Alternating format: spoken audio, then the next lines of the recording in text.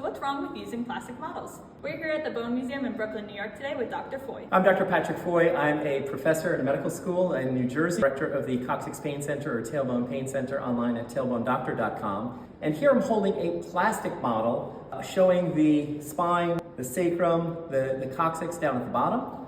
And the main thing we point out here is that this is very different than what we might see in actual human patients. Okay, so here you can see where I'm pointing. This is a plastic model, showing the sacrum and coccyx. And you can see how in the plastic model, it makes a quote-unquote typical or normal appearance, but it makes the tailbone look very perfectly symmetric. It looks exactly the same from side to side.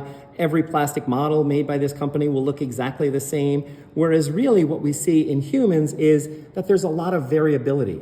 You can see how this coccyx or tailbone here is not symmetric. It has more prolonged transverse process or bony projection here on this side than it does on the other side. And all of this has important clinical implications. Here we have a few different spinal columns lined up, and you can see there's a lot of variation between each of these coccyx, especially when compared to the plastic model. Medical clinical implications of this would be that if we were doing a local injection for somebody with tailbone pain, you would need to know that bony projection out here would obstruct the pathway of the needle that you wouldn't see on the other side. So if you were doing an injection and you needed to come in from the side, from a paracoccygeal approach, this bony projection would block you on this side, so you would need to know about that variability. And here again, showing on the plastic model, here's a different skeleton that does not have any significant transverse processes shown off of that first coccygeal bone. So again, variability there. In the last one, we saw extra bone from alongside the first coccyx bone. In this one, you see much less than normal. So again, showing anatomic variability.